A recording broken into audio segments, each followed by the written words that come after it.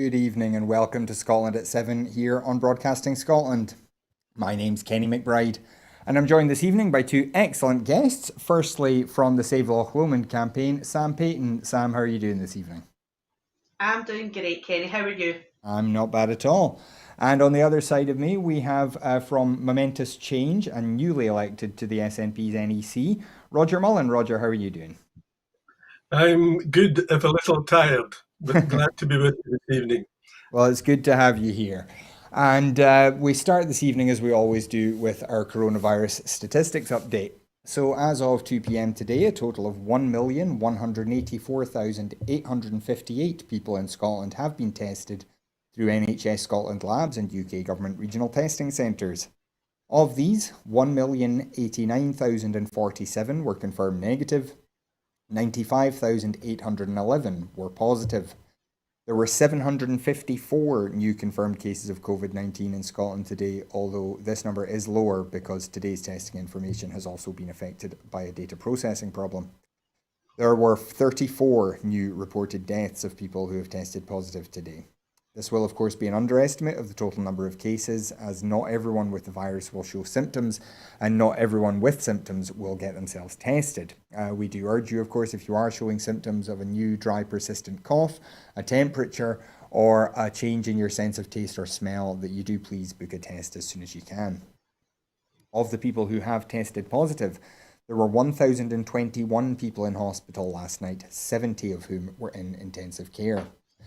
And the number of patients in Scotland who have died from complications caused by the coronavirus infection now stands at 3,759. This number only includes those who have died in hospital, having received a positive test for the virus.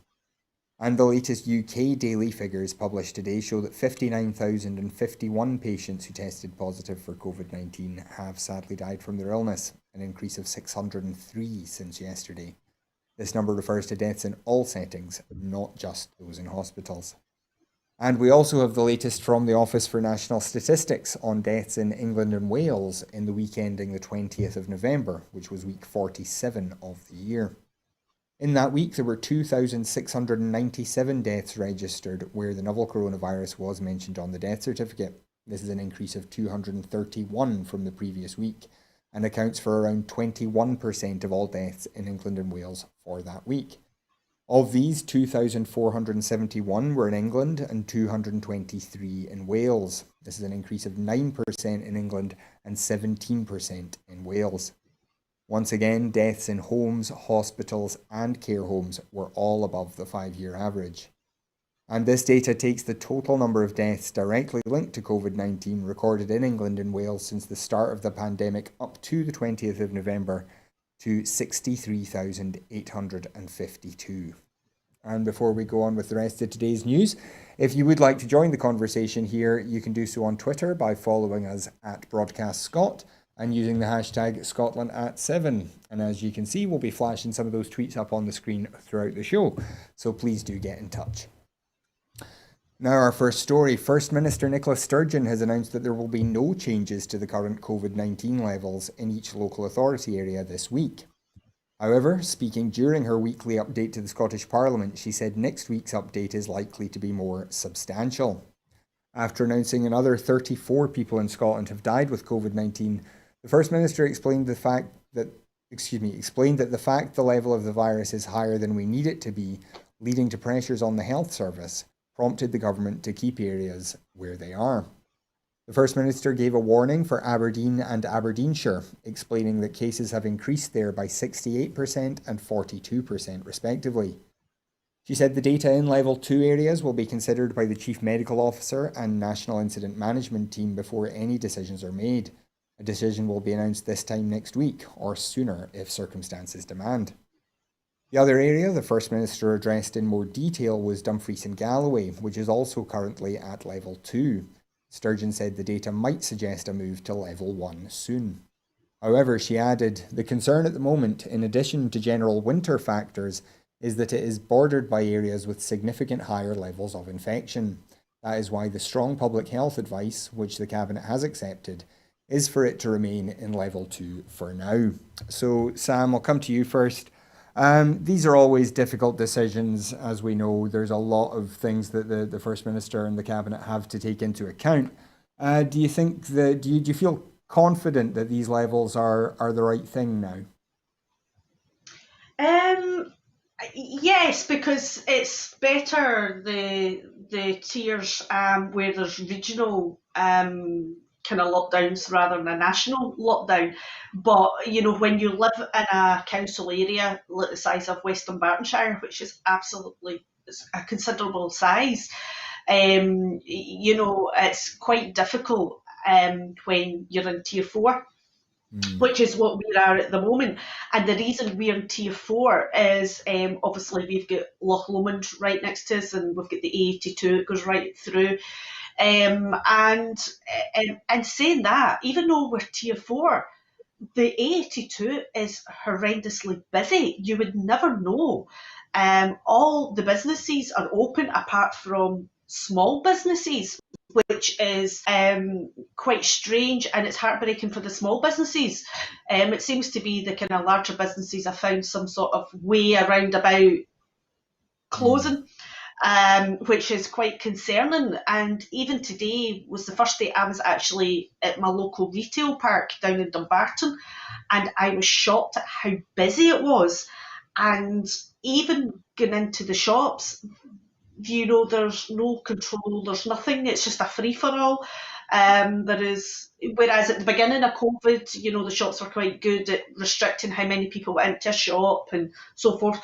There's none of that, and that's quite concerning, especially when we're at level four. Mm.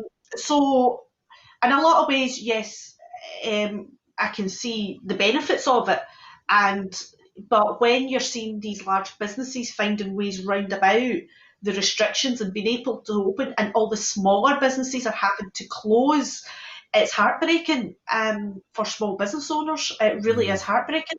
And it's, well, what can I don't know what's the answer.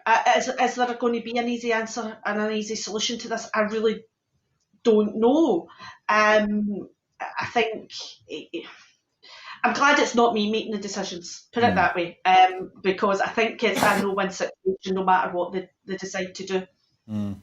Well, Roger, what do you make of those concerns that Sam raises, that there are people and businesses who do seem to not be taking these restrictions quite as seriously as they should?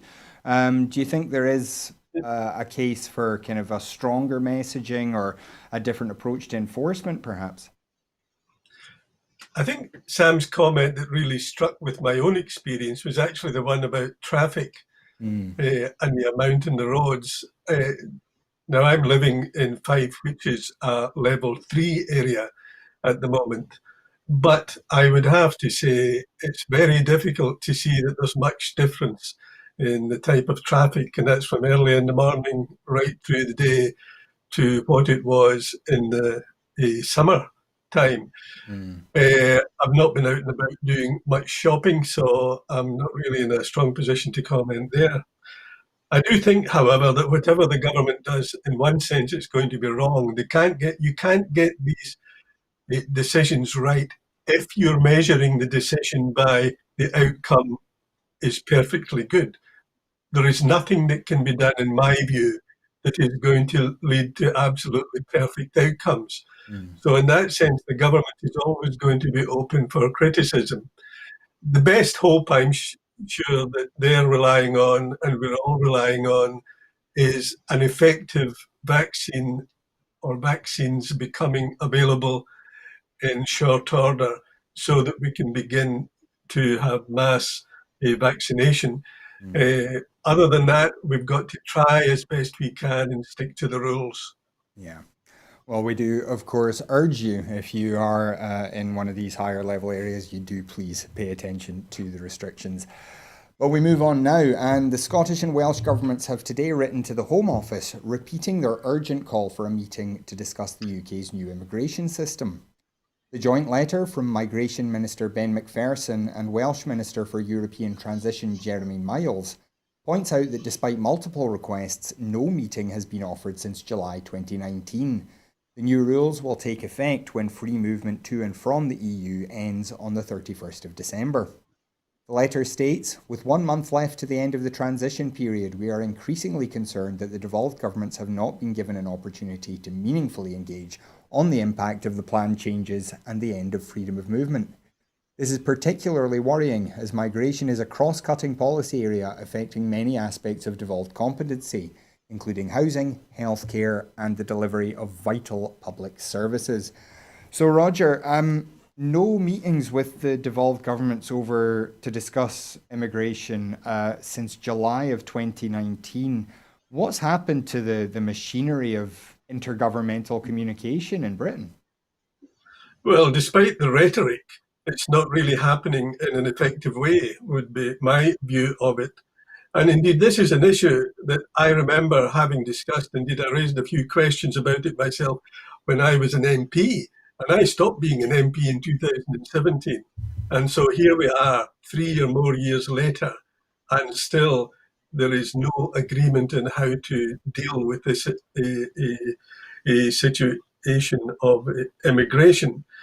And of course, we're all affected here economically because of our relatively shrinking size of our working age population. We want to encourage immigration. And it looks very much as if the Tory rhetoric they're being pushed very much by the right-wing anti-immigration brigade.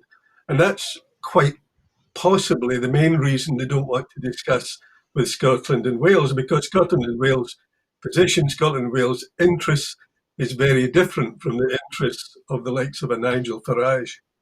Mm. And what likelihood is there, do you think, that this letter from Ben McPherson and Jeremy Miles will have any impact? I mean, we've seen a lot of this kind of communication coming from the devolved governments and not necessarily much coming back. Do you expect there to be any kind of ground given on migration?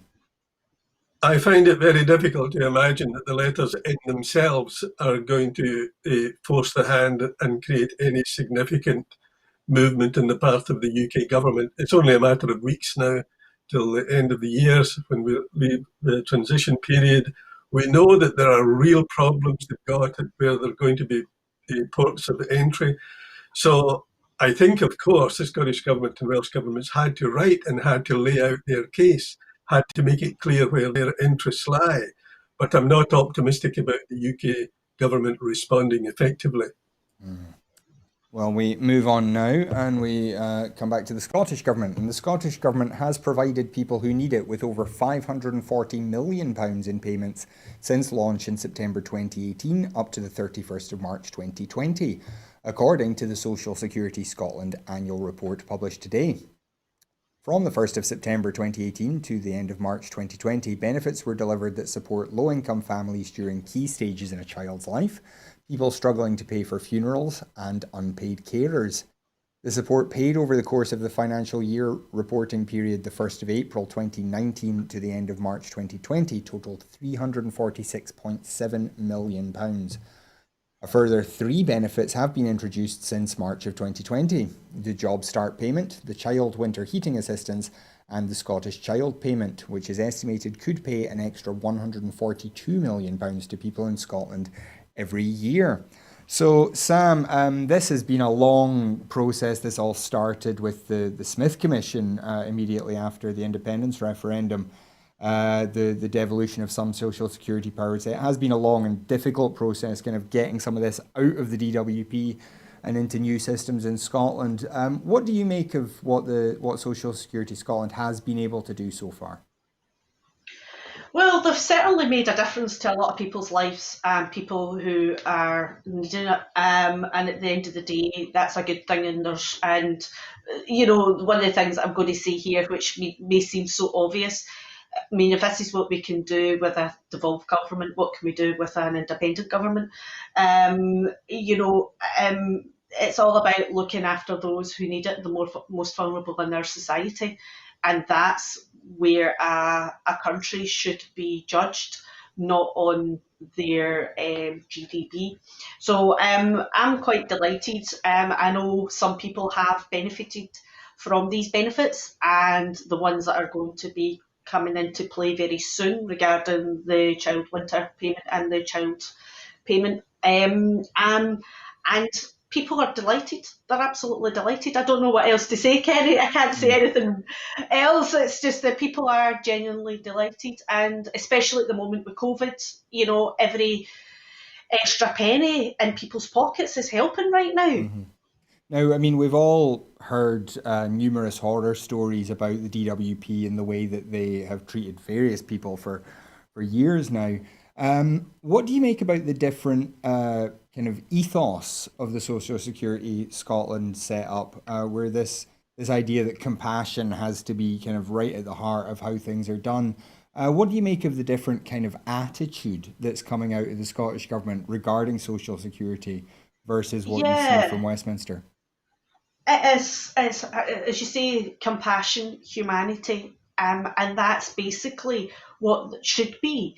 Because at the end of the day, coming from the Westminster government with the DSS, it's you're made to feel ashamed. You're made to feel as if you're quite literally, you're applying for something that you're not entitled to. Mm, But the thing is people are entitled to these benefits, and this is why we pay into the system. It's so that it's there as a safety net for when we need it or for others need it.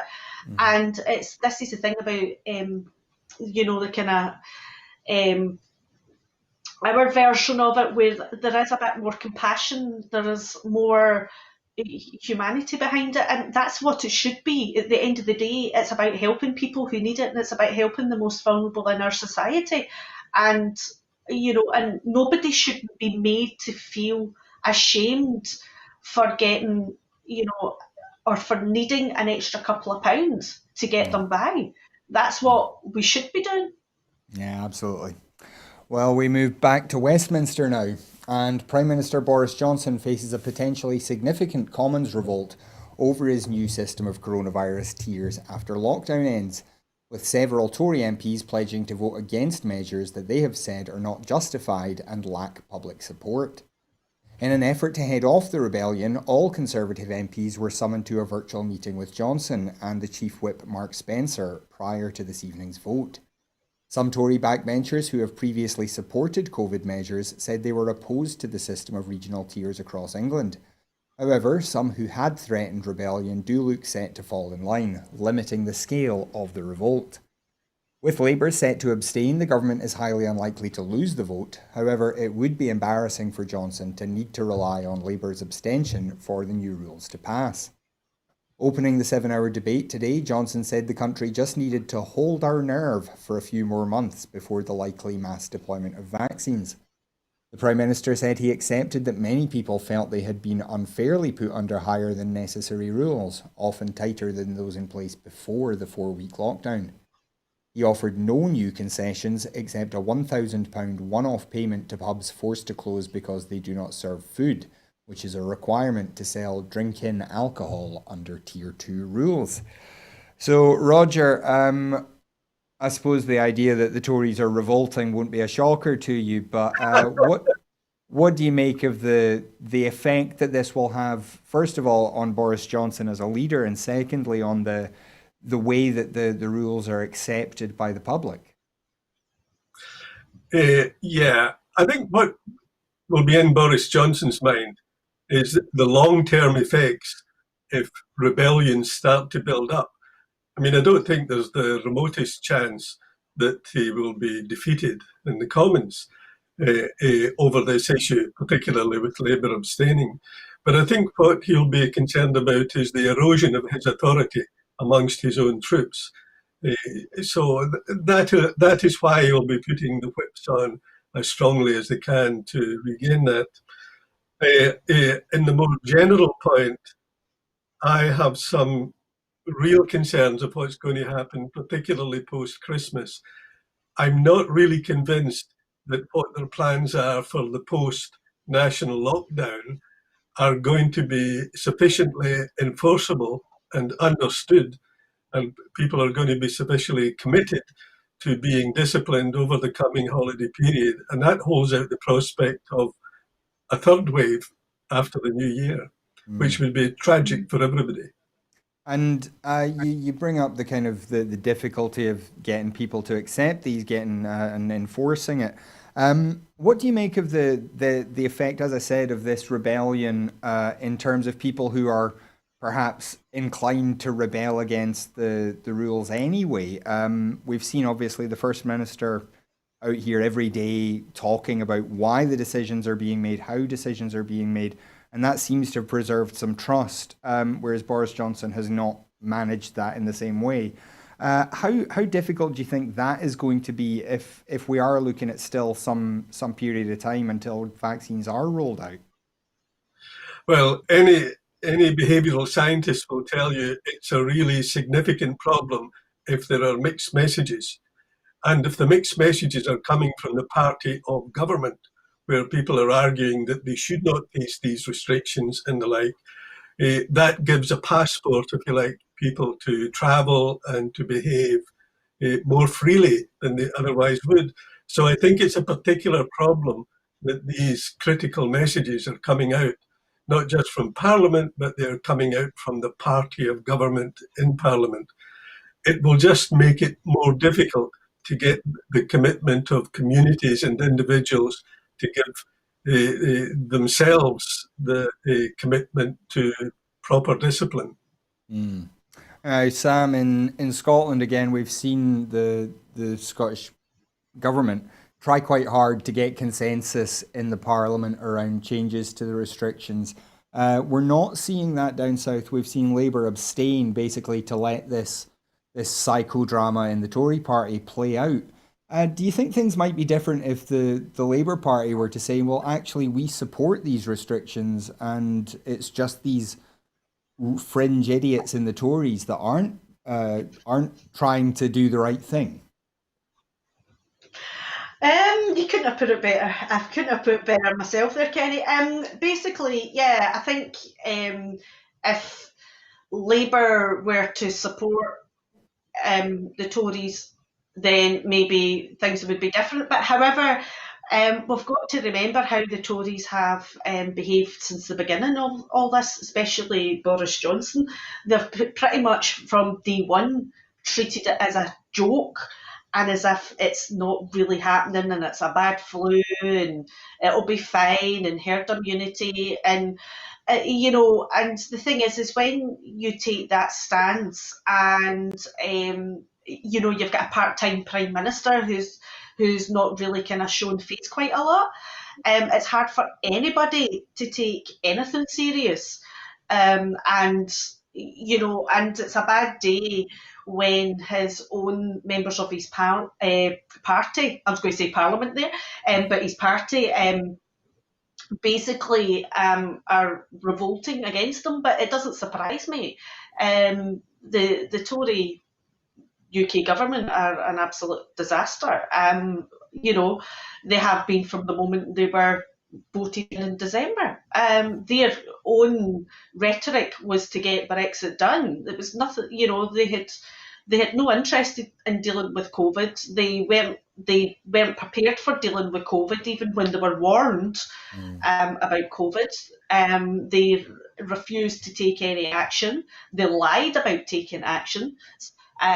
So I'm not surprised this is all happening now, and I'm not surprised that there's a lot of people refusing to take heed down in England. And that's the difference between the Welsh First Minister and the Scottish First Minister. They stand every day, do their daily briefings, and they stand there and take questions by the journalists there, and basically they are held to account on a weekly, if not daily basis.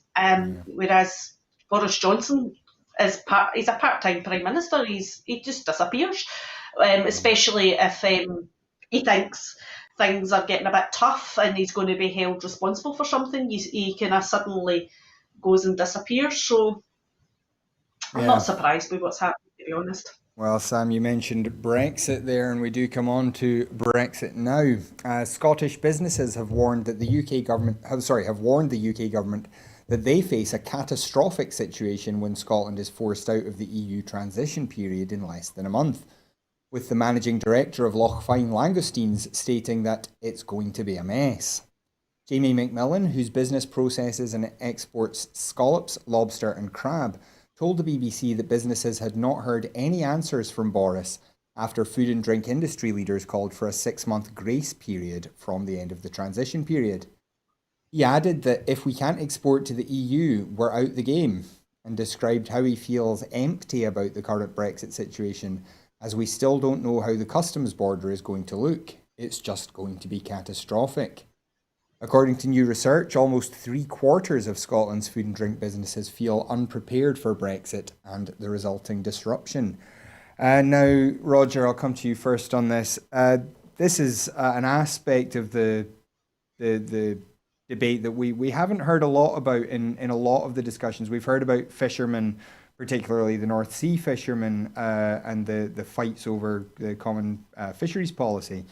But some of these West Coast fishermen that are trying to sell shellfish, particularly into the European markets, have really not been listened to very much, have they?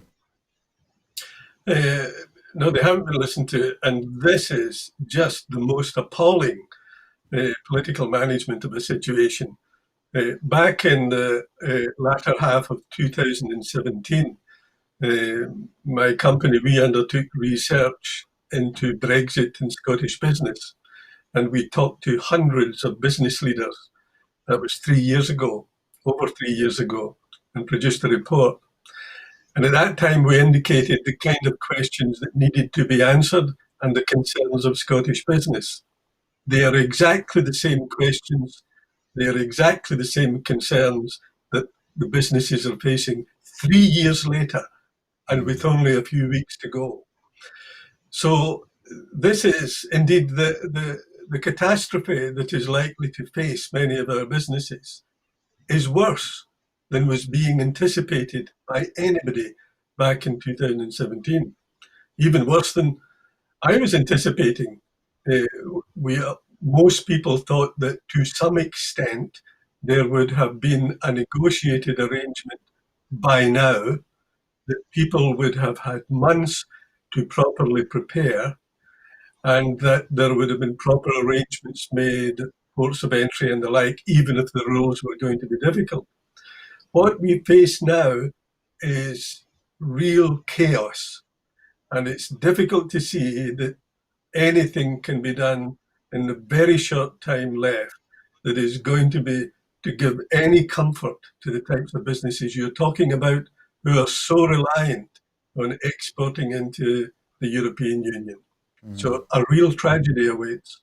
Yes, this is something we've been hearing for several months, particularly from the food and drink sector, that they're just not getting any information. How worried are you about what's going to happen in a matter of weeks, because these businesses just don't have time to get geared up for it?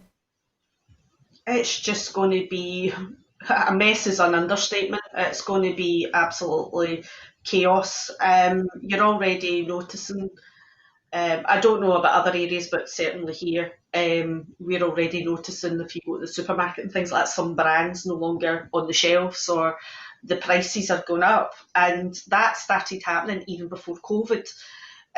So it's going to get quite concerning as to, just basic medicine, food, these things. I think one of the big worries is about insulin. But then again, that just shows you the incompetency of, they could even say that there, the incompetency, I can't say it, but you know what I mean, of the UK government. I need to put my teeth in. But no, they're just absolutely ill-equipped to be dealing with this, and they are not talking, they are not communicating with businesses, they're not communicating with, the administrations in Wales and Scotland and Northern Ireland. They're not communicating with anybody apart from themselves. And even when they try to say they're communicating with the European Union and the negotiators, what you're hearing of the UK and what you're hearing of the European Union's two total different stories. And I'm going to stop because I just keep slurring my words tonight. While you get your teeth back in, Sam, I need some coffee, Kenny. I need a coffee. That's what that is. I'll move on to this next story while you sort yourself out. Thank you. Department store group Debenhams is set to close all its UK shops after 242 years in business, putting 12,000 jobs at risk in the country's second major corporate failure in as many days. The decision to liquidate Debenhams comes after Philip Green's Arcadia fashion group collapsed into administration yesterday, threatening 13,000 jobs after the COVID-19 pandemic hit business badly. Arcadia is the biggest concession operator in Debenhams, accounting for about 5% of all Debenhams sales, and its collapse looks to have been the final straw, making a sale of Debenhams that would be worth more than a winding down process impossible. Administrators FRP Advisory said today that Debenhams would be wound down after it failed to find a buyer. Sportswear and clothing retailer JD Sports had been seen as the department store's last hope for a rescue deal, but it confirmed today that it had ended takeover talks with Debenhams, which trades from 124 UK stores. Now, Roger, I know you've got a wee bit of insight into this story, so what's your take on what's happened to Debenhams today? Right. Well, this story really starts big time in 2005, when the Arcadia Group and their different companies were quite profitable. Rather than investing the money they were making, Philip Green took personally £1.2 billion in dividends out of the company in his wife's name. And since then, there has been underinvestment.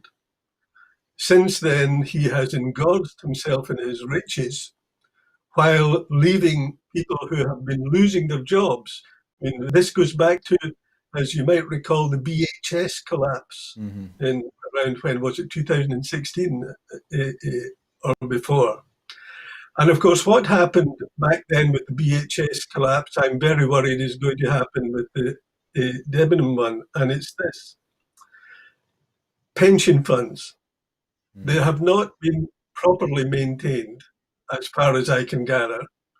And you may recall that back at the time of the BHS collapse, there was a huge parliamentary inquiry. Now, Philip Green was forced to put in just over £300 million to shore up the pension fund at that time, largely because of a parliamentary inquiry that was held. And indeed, it was our own Scottish MP at the time, Michelle Thompson, who put Sir Philip Green absolutely through the ringer in Westminster and was part of the reason that he eventually caved in. But there is no parliamentary inquiry at Westminster going on about this situation, as far as I'm aware. There is no real pressure coming from the pensions regulator. And the worry is, where is the money going to come from to shore up what appears to be yet another hole in pension funds? So this is a deeply concerning situation, but it goes back to a combination of the greed and the mismanagement of Sir Philip Green. And, you know, we live in a type of society where when thousands upon thousands of people just before Christmas are going to be in a terrible situation of losing their jobs, he's still going to be able to sail around in his multi-million-pound yachts and enjoy himself. What does that tell you about the type of society we're in and the inability of the government to hold people like Philip Green to account? Well, we do, of course, send our best wishes out to all those retail workers who have been affected in the last couple of days. Those are big losses. We move on now to the other side of the Atlantic, and Donald Trump's campaign has filed a petition challenging Wisconsin's presidential vote results with the state's Supreme Court in the latest attempt to reverse the November 3rd election won by the Democrat Joe Biden. The petition alleges that election officials were directed to fill in missing information on ballot envelopes, issued absentee ballots without receiving applications, and allowed people to improperly claim a confined absentee voting status. The petition filed on behalf of Trump, his campaign, and US Vice President Mike Pence also takes issue with voting events in city locations outside of polling stations, according to court filings. The petition alleges that 221,323 absentee ballots were improperly filed. Biden defeated Trump in Wisconsin by about 20,000 votes. The Trump campaign and its supporters have also filed lawsuits challenging Biden victories in Arizona, Pennsylvania, Georgia, Michigan, and Nevada, so far without success. So, Roger, I'll come back to you. I know you have quite an interest in American politics. Do you think Donald Trump is going to achieve anything at all from these lawsuits, even if it's just undermining Joe Biden's authority as president? I can't see it. I mean, this is I think it's true to say, the longest string of court defeats in American history by a single elected official. At the last count, I think 34 court petitions had been lost by Trump and his supporters. And I cannot see any way now that he has any realistic hope of preventing the Electoral College in what's going to be a few days' time now from confirming Biden as the president, as they should, of course. The worry a lot of people have, even those who are steeped in a long-term interest in US politics, is the uncertainty of what's going to happen even after Biden takes up the reins in the White House. The uncertainty around how's Trump going to continue to behave. He seems to have indicated that he's never going to accept the result. He seems to have a stranglehold on at least a large part of the Republican Party.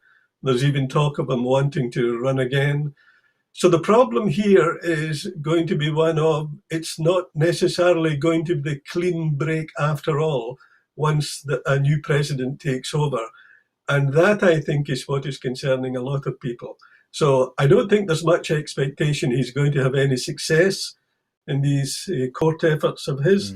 But I think there's a deep concern that what he is exhibiting is a process of behavior that means he's never going to accept the result. And he's politically going to be around, and it would seem doing his best to create havoc. Sam, what do you make of that? Are you concerned about how much havoc Trump can cause, even if he can't overturn the election, but just keep this narrative going until Joe Biden moves into the White House? I agree with Roger. Just Roger was being a perfect gentleman there when he was saying all that, whereas I would turn round and say Trump has lost the plot and is a complete and utter narcissist. And no, he's not going to stop. He's going to keep going, because the thing is, with people like Trump, they don't believe they're wrong. They cannot believe in their mind that they have lost, and people don't want them, and people don't agree with what their belief system. So he is going to keep going, and he's going to make things as difficult as possible for Joe Biden. And I don't think we'll hear the last of it when Joe Biden's administration takes over. I think Trump will just keep popping out the woodwork every now and again and causing trouble. Yeah, well, we'll have to wait and see what does happen. But we move on now, coming back to Scotland. And an estimated £14.8 million of a carer's benefit is thought to have been overpaid in Scotland due to error and fraud, a report by the Auditor General has shown. The Department for Work and Pensions calculated that 5.2% of the £284 million paid out in carers' allowance in 2019-20 related to estimated error and fraud, which led to auditors qualifying Social Security Scotland's accounts. The inherent risk of error and fraud in social security systems means an audit qualification is not unusual. The National Audit Office has qualified the annual accounts of the DWP for the last 31 years.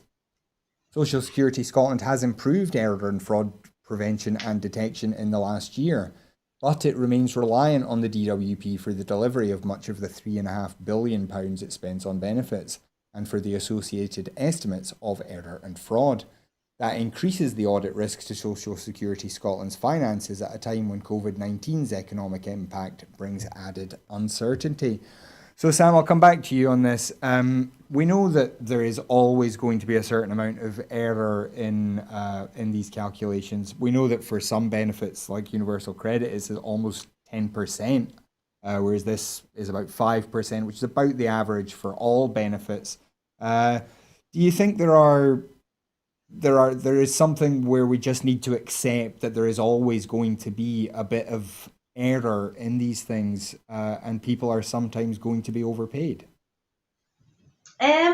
Yes, I think we've got to accept there's always going to be a margin of error. But to turn around and say that carers have been overpaid, I just think because it's like, how can you overpay carers? Because at the end of the day, what they do, they don't even get paid properly for what they do. Yeah. Especially, so how can you overpay carers? And I know fine well people are going to jump on that and say, oh, people have applied for the benefit, it shouldn't have applied for the benefit. But if they're applying for the benefit and they're given the proper evidence of what is required for the benefit, then they're entitled to it. And but I do think we need to accept a margin of error. And I think I would love to see more stories regarding tax evasion from large multinational companies who don't pay their taxes and things, Yeah. and making headlines rather than people benefits. At the end of the day, that's again going back to the most vulnerable in our society. So it's great how you always get these kind of headlines and things about benefit fraud and things like that. But when it comes to people with overseas accounts, to evade tax and things, and it's kind of whitewashed over and not really talked about. So I would have more. I'd feel more comfortable and have more pleasure talking about that than I would be about benefit fraud, I'm afraid. Yeah, Roger, we often focus on the overpayments and the errors that occur that way, but of course there's a fairly substantial number of people who get underpaid due to official error by the DWP and Social Security Scotland. It's maybe a function of the way society thinks just now that we don't focus on that so much. Yeah, I mean, all benefits are likely to be managed in such a way that some people will miss out for a whole host of different reasons and not achieve their entitlement. So that is a problem too. If I go back to an issue that Sam raised, however, I agree very much with her about tax evasion and the like. In July of this year, the Treasury put out a report that indicated their estimate of the tax gap, that is, of people who should be paying tax but that did not pay tax, was a minimum of £31 billion in the UK. And other tax authorities and independent tax advisors have said that this is likely to be a considerable underestimate, so that the estimates range from a 30 billion tax gap up to as much as a 90 billion tax gap. These numbers of uncollected tax make the numbers we're talking about in overpayment pale into insignificance. Absolutely. Well, we move on now to a story very close to Sam's heart. The exclusivity agreement held by Flamingo Land over land at Loch Lomond must be ended after 13,000 people backed the move, according to the Scottish Greens. Scottish Green MSP Ross Greer has presented a petition supported by 13,000 people to the Scottish Government, calling on them to terminate the exclusivity agreement which the firm still holds over land at Balloch, despite their resort plans having been rejected over a year ago. In a letter to government ministers, the West of Scotland MSP described the situation as a long-running saga which has exhausted the community and needs to end. Yorkshire-based Flamingo Land withdrew their application for a large, controversial development in Balloch on the 17th of September last year, after a record 60,000 objections collected by the Scottish Greens and the community-led Save Loch Lomond campaign. However, the developer still maintains an exclusivity agreement with Scottish Enterprise, the Scottish Government agency which owns almost all the land. This agreement means that only Flamingo Land can buy the site. It had previously been extended by 2 years but is due to expire this month. It is expected that a further extension would be negotiated if Flamingo Land wished to lodge a new application. Mr Greer has now written to Fiona Hislop, the Scottish Government's Economy Secretary, urging her to ensure that the agreement with Flamingo Land is not renewed. So Sam, the Save Loch Lomond campaign has been going for quite some time. There had been this wee quiet period where not very much had been happening since your victory last year. Where do things stand now as far as you're concerned? Oh, crikey, it's been, to think what 3.5 years has brought us since we started Save Loch Lomond and bringing the community together. It's just been amazing. But yeah, we have been quiet with all, with COVID and things, and we've all kind of taken a well-earned rest. But with this, we need the exclusivity agreement to be terminated in December when it's due to run out. Because what happened, they've already had an extension. So if they were to get another one, this would be the second extension. And basically what the exclusivity agreement does, it cuts out any other potential developers, community, anything like that from talking to Scottish Enterprise about doing anything with this patch of land. Also means that only Flamingo Land are able to purchase the land upon agreement of development. So we're in a kind of unique position because this land is actually public land, which is Scottish Enterprise are the kind of custodians or the guardianships, if you want to put it. And it is a huge part of land which is well used by locals, by visitors to the area as well. And it's also, if for anyone travelling by public transport, i.e. coming down to Balloch on the train, this piece of land is the last accessible part of the loch for people in wheelchairs. So that's something that needs to be thought about as well. And I mean, with Save Loch Lomond, yes, we've said we're against Flamingo Land. We haven't said we're exclusively against other developments. We are for developments which tie in with the area, the natural habitat, with the local community and with the other businesses as well. Because with the proposals between Scottish Enterprise and Flamingo Land, they weren't tying in with the other businesses, they weren't tying in with the local current infrastructure. And, you know, the consultation was what we would say was a failure because a lot of the locals even living in Balloch knew nothing about this until we started the campaign. So for them to turn around and say for a major development, which would have meant they would have had to have had a major consultation, which they did not undertake, is just appalling. And basically the locals and the visitors, I mean, at the end of the day, we've got to remember Loch Lomond is part of the national park.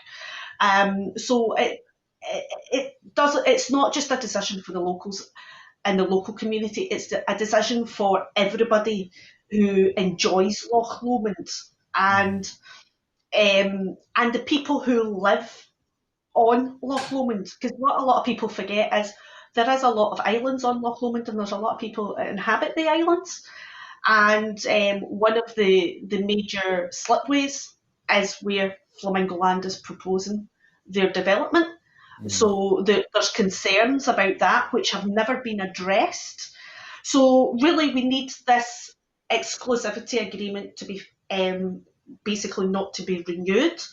And then the community and other possible businesses who have some ideas, some of them we are aware of, some of them we are not aware of, who could possibly develop the land, a bit of ecotourism, something a bit more in keeping with Loch Lomond, with the history Loch Lomond as well, and the environmental status of Loch Lomond as a national park, then we can start talking to Scottish Enterprise. But at the moment, we're all cut out of the talks. They're not allowed to talk to us. So has there been no conversation at all between the campaign, the community, and Scottish Enterprise? And if so, are they giving any sort of messages out to you? No, we haven't had any conversations with Scottish Enterprise at all. We had a public meeting, crikey, timescale last year. Crikey, so much time's passed. And we had a public meeting where all members of the political parties were invited. National Park was invited, Flamingo Land were invited, and Scottish Enterprise were invited. And we asked people to talk about what they would like to see and what they would like to happen in Ballach. But there was no conversation, even with the National Park either, because the problem is this exclusivity agreement. So there's no conversation. The only conversation that happened with the local community was a basic consultation where they had rented a unit at Loch Lomond Shores. And if you were lucky to see the advertisement that they were going to be there, you could pop in and see some pretty pictures and some documentations. And but there was no alternative. The locals weren't even involved in the panel who chose Flamingo Land as the preferred bidder to develop that piece of land. And that says something, and that's what needs to be, I would like to fundamentally see changing, with the Scottish Government. Roger, I'm putting it over to you with the NEC. That one of the things I would love to see happening is when there's a pocket of public land that is potentially put forward for development, that the local community is involved from day one. And they are involved in every step of the way, because our local community wasn't. The only thing we knew was there was a big for sale sign up and nobody knew what it really was or understood what it was. And, and it was all these kind of wee cliques, I'm going to describe it as, of parts of the community who were aware of what was going on, but the wider community did not know what was going on. And that was the point of the campaign. When myself and Alana had started the campaign, we were appalled, with this supposedly large consultation going on, and the majority of people who were going to be living right across the road from this development did not know anything about it. Well, now, Sam, to me, that's fundamentally wrong. Yeah, well, I'm sure we will talk to you about this again. I'm sure we could let you talk for longer, but we are running a wee bit out of time. So thank you very much for that.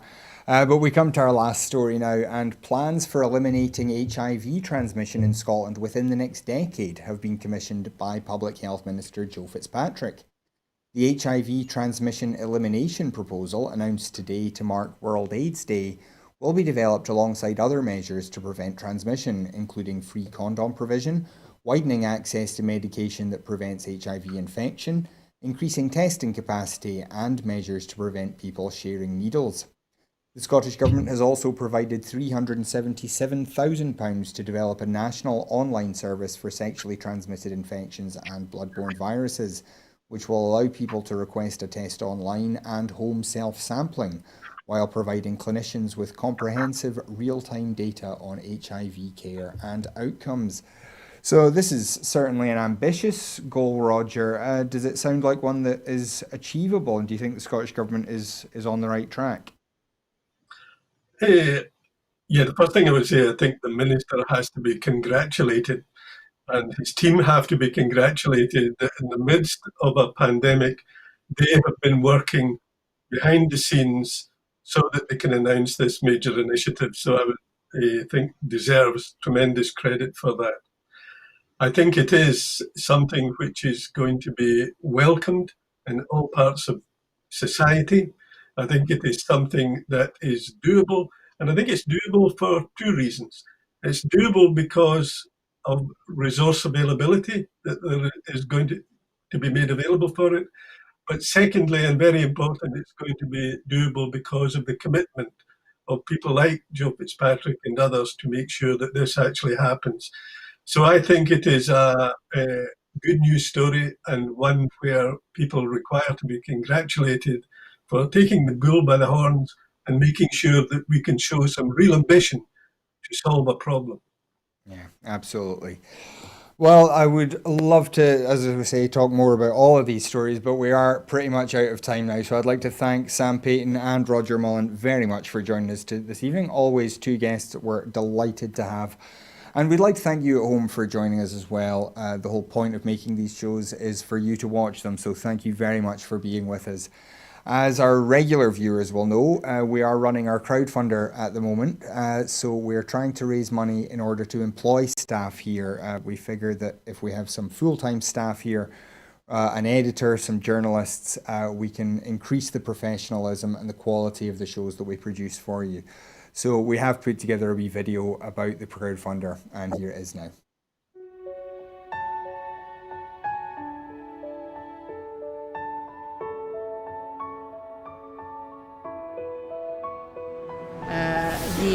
The Catalans, the Basques, the Galicians in the Basque.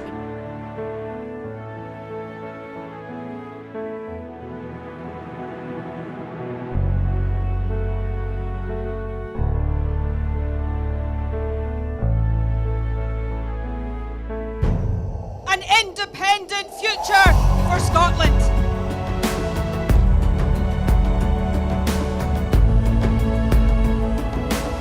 How quickly do you think a referendum can be arranged? Best practice demands that it should be 6 months.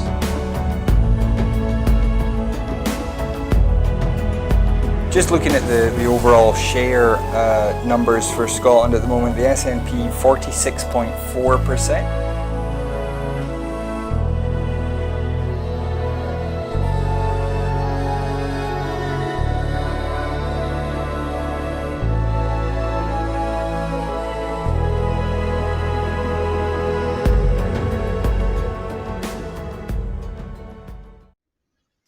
So that is Broadcasting Scotland's crowdfunder. If you'd like to support that, then please do go to broadcastingscotland.scot/donate. Every penny is very gratefully received. If you're not able to support us financially, though, please don't feel bad about it. We do understand, and the shows will always be free to view online, but you can still make a big difference by acting as our marketing team. Follow us on Twitter at Broadcast Scot, like our Facebook page, subscribe to our YouTube channel, and then share these shows around with your friends, your family, whoever else you talk to. Encourage them to give us a try if, like you, they feel that Scotland needs a better broadcaster. The only way we can grow is with more viewers and more money. So however you can help us, please do. And also, we need more people here. We've talked a bit about employing staff, but we want to get some more volunteers involved from all over the country. So if you're interested in getting involved here at Broadcasting Scotland, please do get in touch with us. We would be delighted to hear from you. But that is absolutely all we have time for tonight. So once again, thank you very much to Sam Paton and to Roger Mullin. I'll be back again tomorrow at 7. But until then, thanks for watching and have a great evening. Good night.